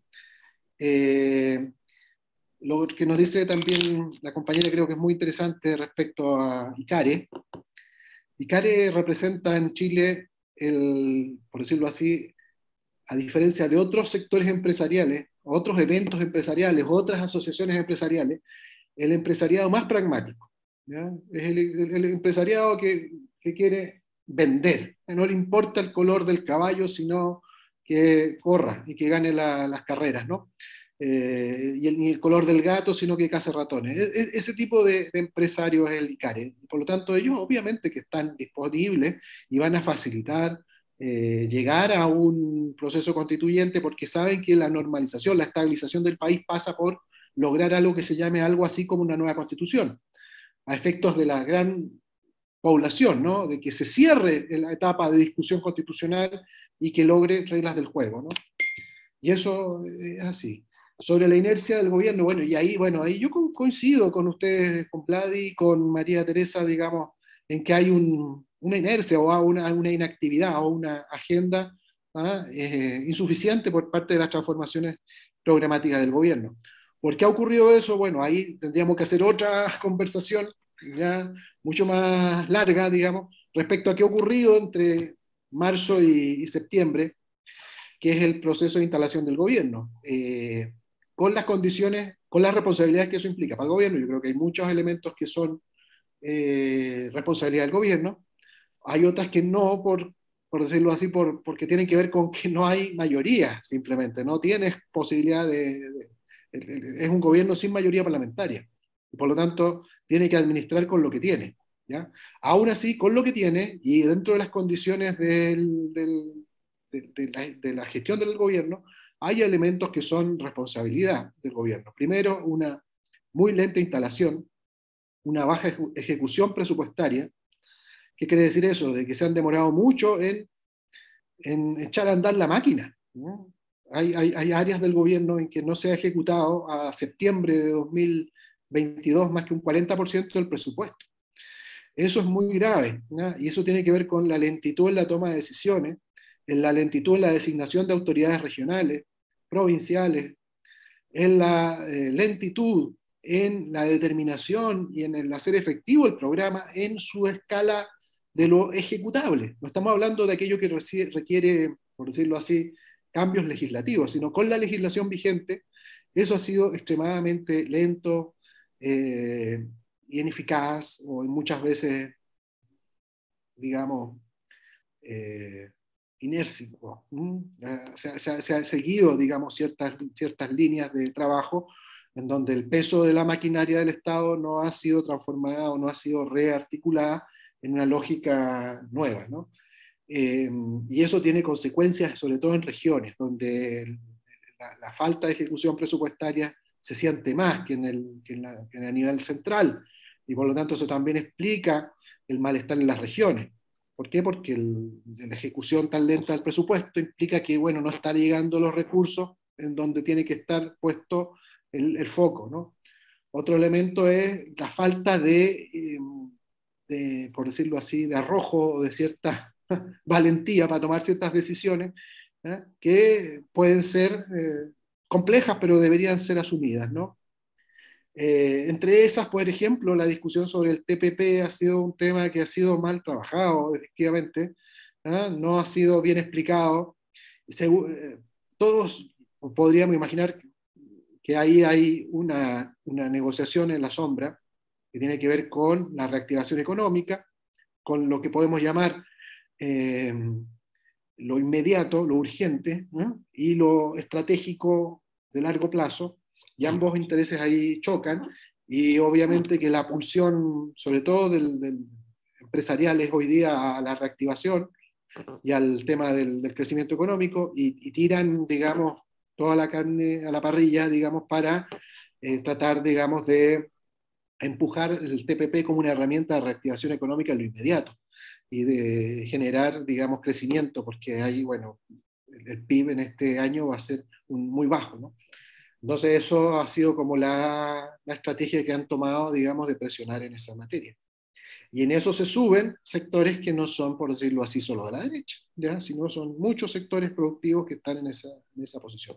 Pero todos sabemos que, claro, los efectos estratégicos y a largo plazo que amarran, digamos, al país en el campo del TPP, como la litigación judicial de los procesos de las empresas, digamos, lo que tiene que ver con las limitaciones a la industrialización, el tema de patentes, derechos de propiedad intelectual, derechos de propiedad industrial, etcétera, son muy graves, y ahí cunde, digamos, más bien, digamos, un análisis poco claro respecto a qué es lo que se puede saber respecto a sus efectos concretos. Y ahí hay al menos no se ha sabido dar ninguna explicación respecto al tema, ¿no? Al contrario. Entonces eso también obviamente que genera un gran efecto pernicioso. Otro efecto pernicioso que se dio en estos meses fue la discusión sobre los retiros de la AFP. Y eso sí tuvo una base social, ¿no?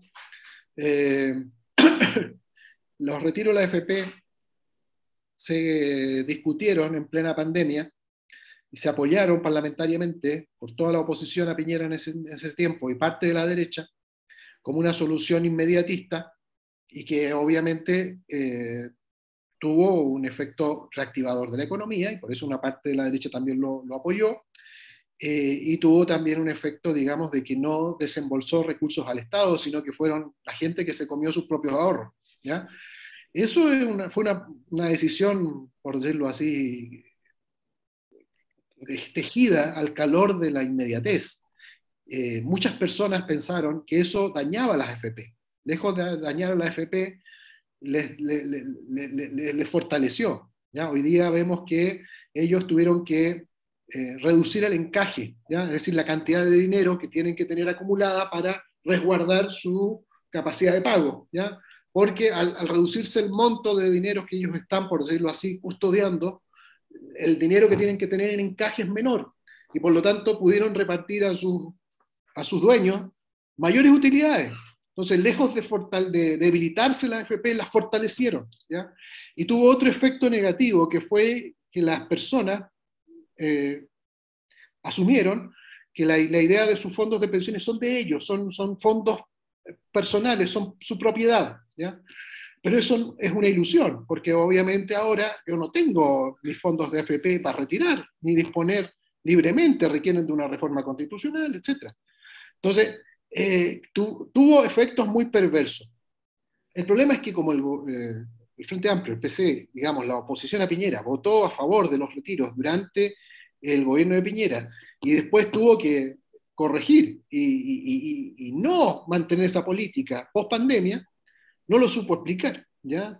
Y la gente no lo entendió. Y obviamente eso generó también una enorme frustración en muchas personas que esperaban que hubiera estos recursos frescos para poder acceder a ellos, ¿no? Ya sea para consumo o para sobrevivencia o para reinversión, etc.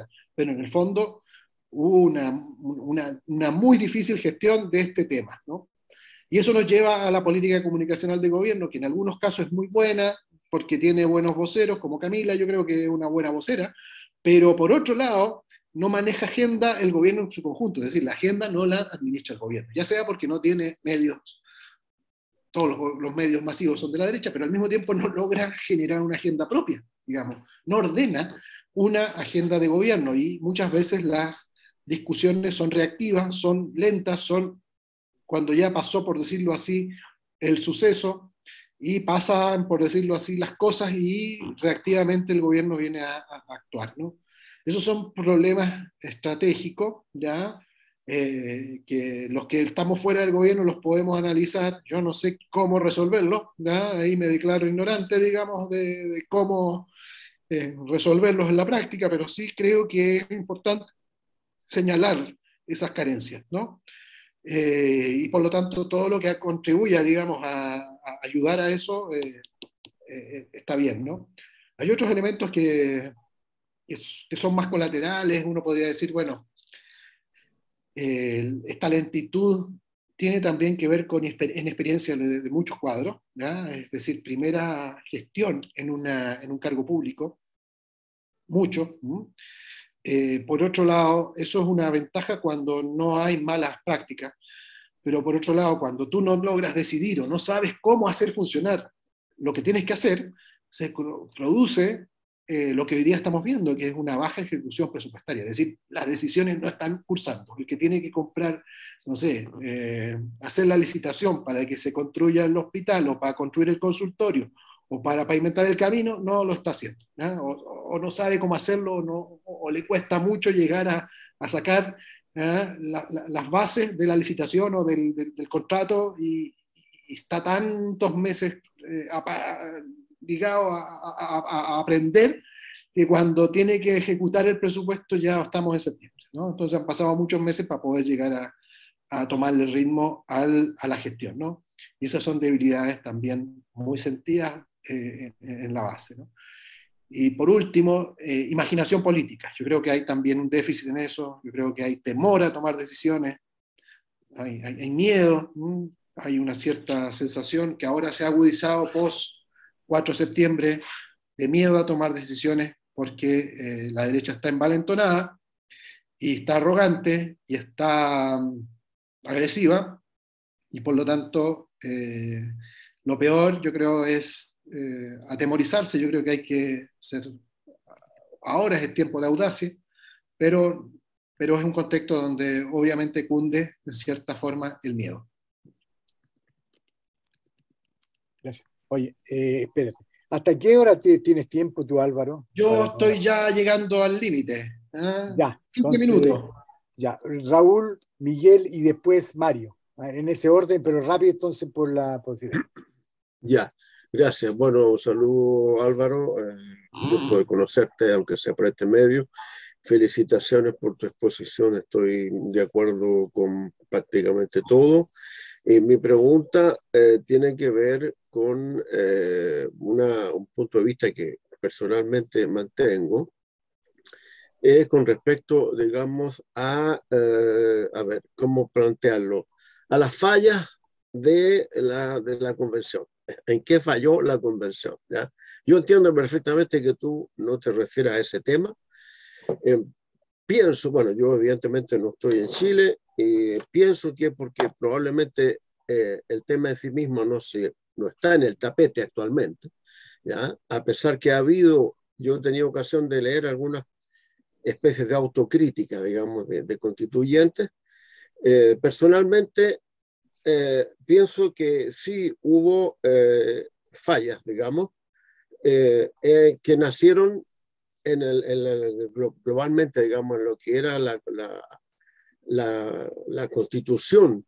Estoy hablando de las personas, digamos, de esta convención constituyente, por evidentemente falta de experiencia, ¿ya? Y incluyendo falta de experiencia política, a pesar que efectivamente había esta especie, digamos, de sentimiento en contra de la política en general, y además de los políticos, ¿ya?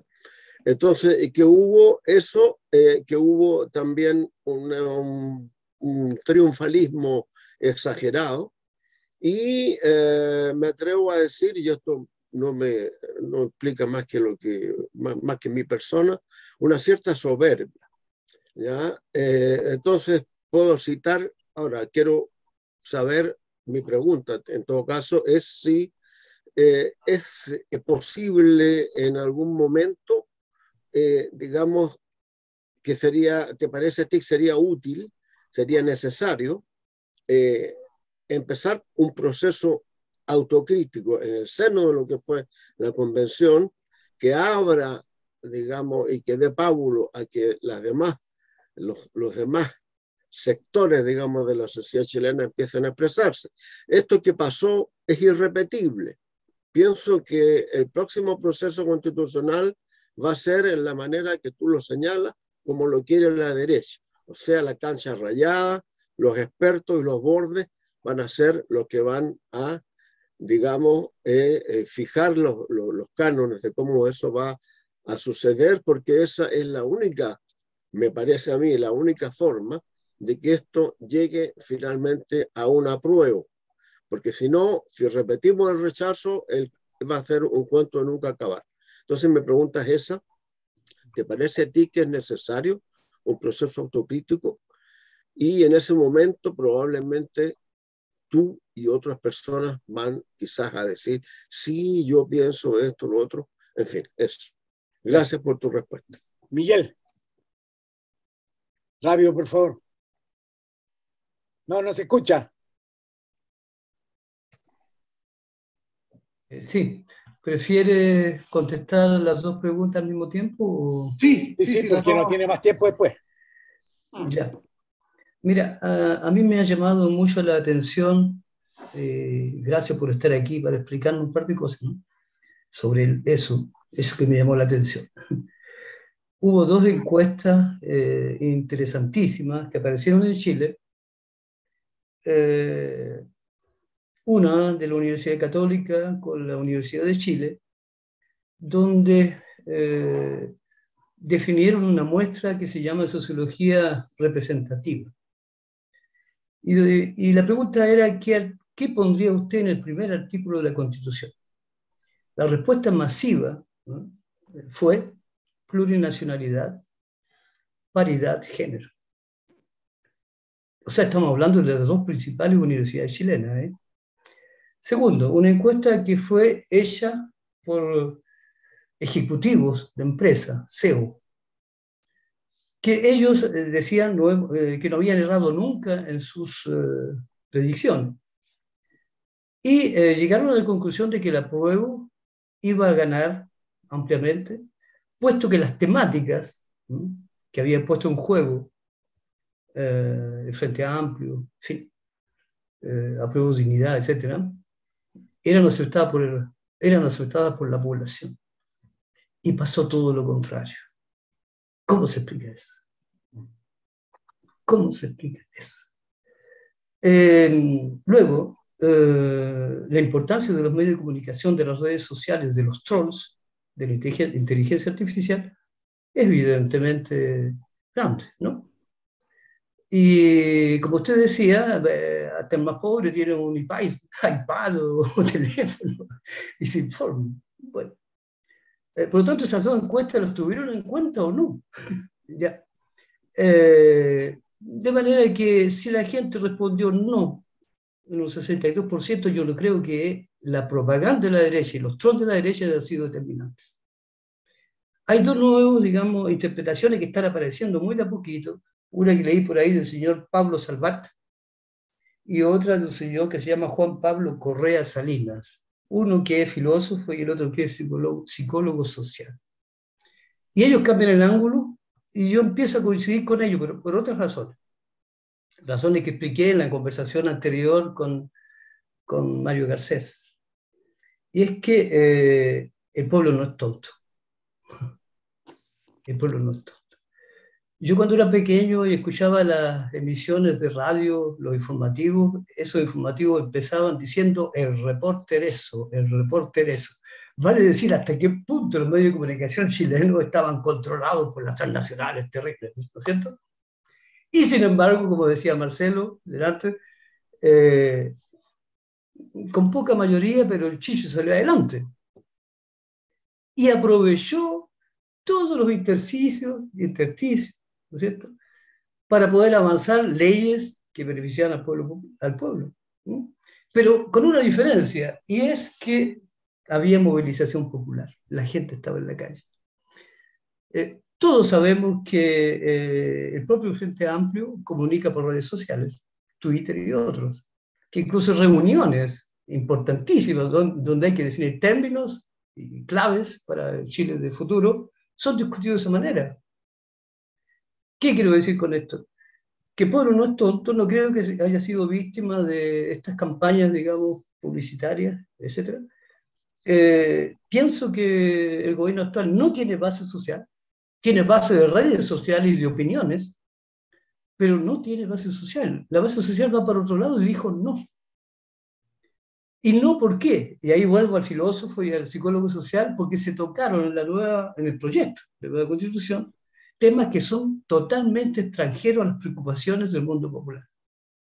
Tocan sobre todo a minorías urbanas, clase media, muy activas, como el feminismo o el neofeminismo y otras. Entonces, la pregunta es, vamos, ¿con qué apoyo se va a invertir la situación? Porque mire, yo tengo un temor. Todo lo que usted explicó es una explicación por arriba. Los movimientos que hay, la derecha, lo que se llama nueva izquierda, eso, pero no me da muchos datos sobre el estado de la sociedad chilena, la estructura económica, social y los intereses populares profundos. Y no creo que la indignación, leí su libro con mucha atención, y yo creo que la indignación, que se transforma en costumbre, probablemente nos dé. ¿Cómo nos dio en España? ¿Cómo nos dio en España? Si usted se fija, indignados, la origen a Podemos llega al poder con Sánchez, aliado con Sánchez, juntas Podemos, y usted ve lo que está pasando ahora en España. España acepta la OTAN, aplica el asunto de la OTAN y aquí para. Entonces, esa es mi pregunta. ¿Cuál es la ligación social entre el Frente Amplio y el gobierno actual y cuáles son los límites del indignacionismo? Oye, Perdona Mario, por lo largo. Sí. Mario, tú es corto porque si no, no podemos hacer mucho esperar, Álvaro. Sí, no, mira, primero gracias Álvaro por todo tu informe y tu análisis, que realmente para nosotros, sobre todo los que estamos fuera del país, nos interesa y nos sirve mucho.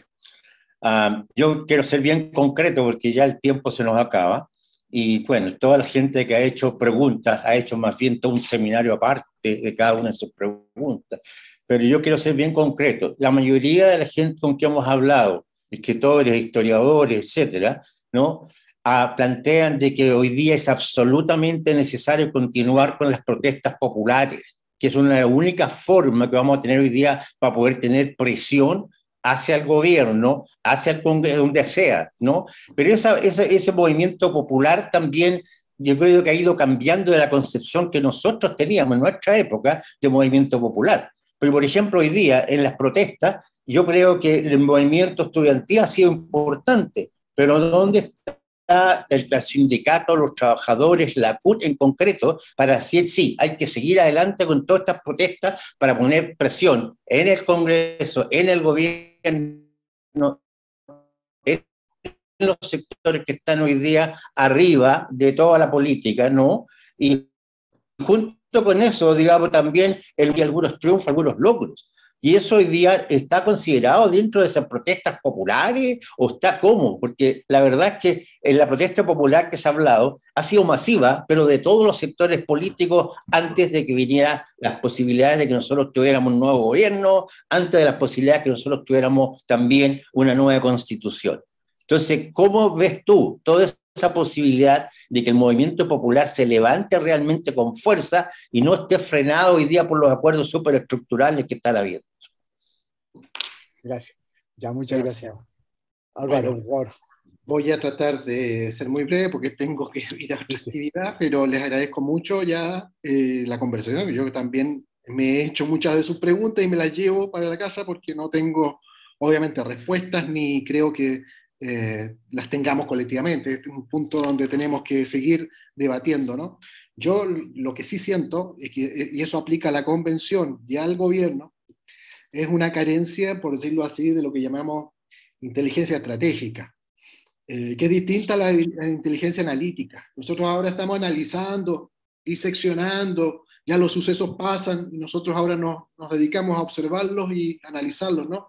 Eso yo creo que la gente que, digamos, en la universidad lo podemos hacer, tenemos tiempo y la posibilidad de hacerlo, ¿no?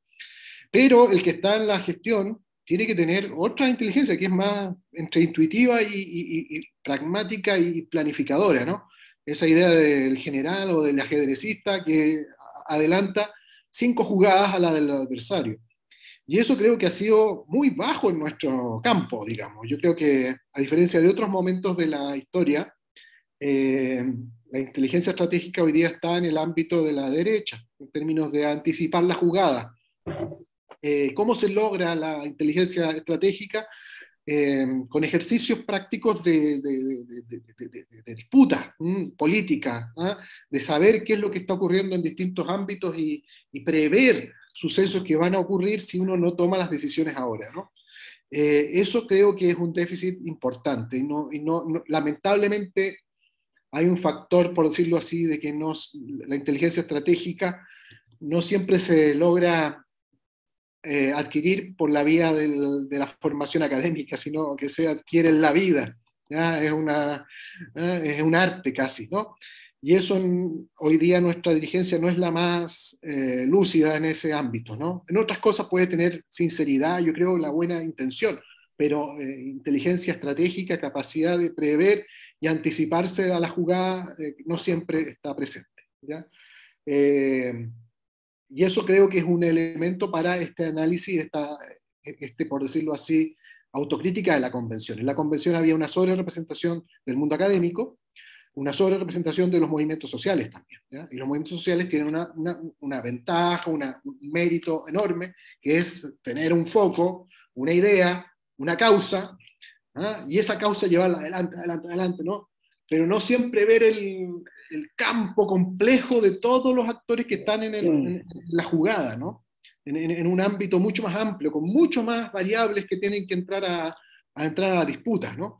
Y eso lo ve normalmente aquel que tiene una capacidad de pensamiento estratégico político que es más complejo, más elaborado, que no lo tienen los académicos, no lo tenemos los académicos y no lo tienen tampoco los movimientos sociales por sí mismos, ¿no?